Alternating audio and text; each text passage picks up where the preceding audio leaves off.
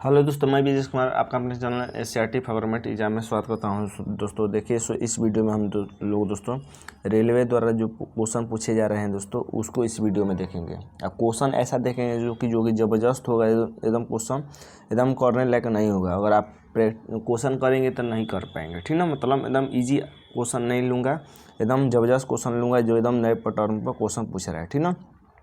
तो ये क्वेश्चन जो लिया दोस्तों, ये रेलवे द्वारा पूछा गया है। जो हाल ही में एग्ज़ाम हुए हैं टेक्नीशियन के, RPF SI का हुआ है, ALP का हुआ है, ठीक ना। तो NTPC का हुआ है, तो उसमें ये क्वेश्चन पूछा गया था दोस्तों। तो चलिए इसको हम लोग हल करते हैं और आप भी कोशिश कीजिएगा, ठीक ना। देखिए क्वेश्चन कह रहा है कि किसी वस्तु को इसके मूल विक्रय मूल्य के 4/10 पर बेचने पर निर्भय को 70% की हानि होती है। तो यदि वह इसे मूल विक्रय मूल्य के 88% पर बेचता है तो लाभ प्रतिशत ज्ञात कीजिए। तो देखिए दोस्तों, अगर आप इसको नियम से करेंगे, एकदम लेंदी करेंगे वैकल्पिक रूप से, तो बहुत बड़ा होगा, ठीक ना। तो हम लोग बड़ा वाला नहीं देखेंगे, हम लोग को एग्जाम में अच्छा नंबर लाना है तो एकदम शॉर्टकट देखेंगे, ठीक ना। तो चलिए करते हैं। तो देखिए सबसे पहले इधर लिख लेंगे हम लोग क्रय मूल्य यानी CP, इधर लिख लेंगे विक्रय मूल्य मतलब SP। तो कह रहा है कि इसके मूल विक्रय के 4/10 पर बेचने पर 70% की हानि हो रही है, ठीक ना। तो 4/10 पर, तो मूल मान लेते हैं मूल्य 100 रुपया, तो 1 का 4/10 पर अगर बेच रहे हैं दोस्तों 4/10 पर, तो क्या हो रहा है 70% का हानि हो रहा है। तो 70% का हानि मतलब 100 में से अगर 70 घटा देंगे तो कितना आ जाएगा। तो 100 में से 70 घटा देंगे दोस्तों तो 83 आ जाएगा, 83, ठीक ना।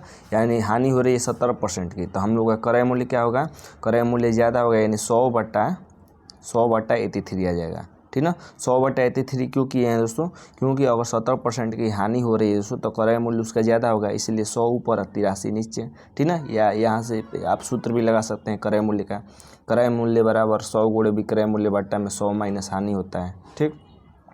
फिर दूसरे स्टेप में दोस्तों, दूसरे स्टेप में क्या कह रहा है, तो दूसरे स्टेप में कह रहा है कि यदि वह इसे मूल विक्रय मूल्य के 88% पर बेचता है, कितने 88% पर बेचता है, तो लाभ प्रतिशत ज्ञात करना है।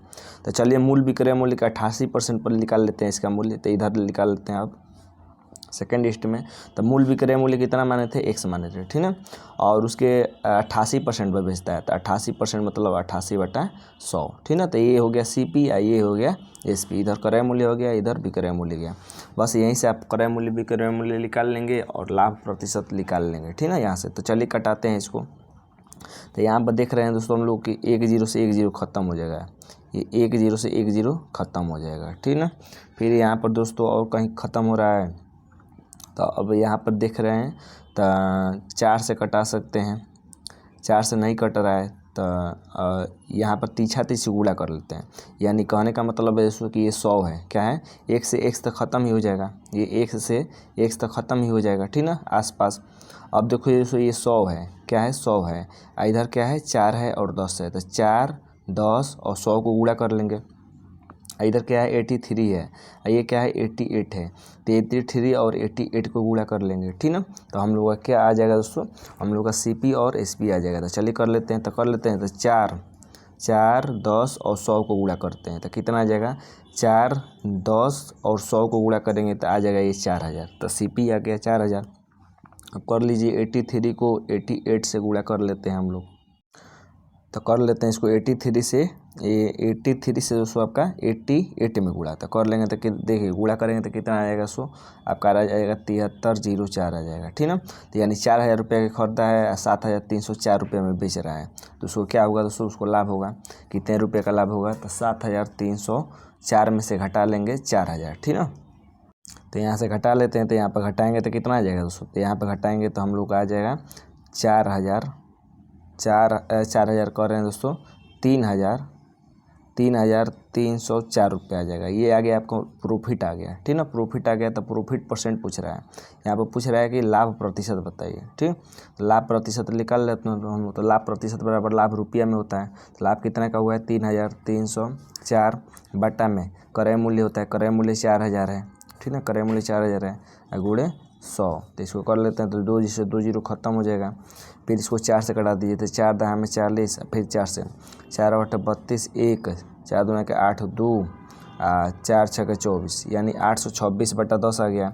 826/10 को अगर भाग दे देंगे हम लोग 10 से दोस्तों, 826 को भाग दे देंगे हम लोग किससे, 10 से, तो कितना आ जाएगा, तो 82.6% आ जाएगा। ठीक ना, 82.6% जो कि ऑप्शन आपका पहला सही हो जाएगा, ऑप्शन पहला। देखिए दोस्तों क्वेश्चन एकदम आपको समझ में आया होगा।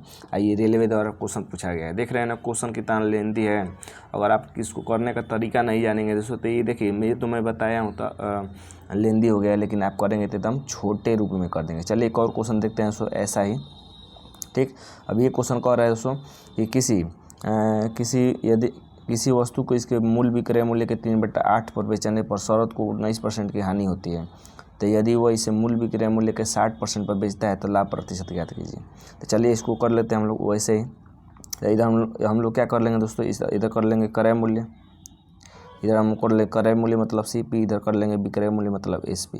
तब मूल विक्रय मूल्य X मान लेंगे दोस्तों, और 3/8 पर बेच रहा है तो क्या हो रहा है उसको 19% की हानि हो रही है। तो 100 में से 19 घटाएंगे तो कितना आ जाएगा, 100 में से 19 घटा देंगे तो 81 आ जाएगा।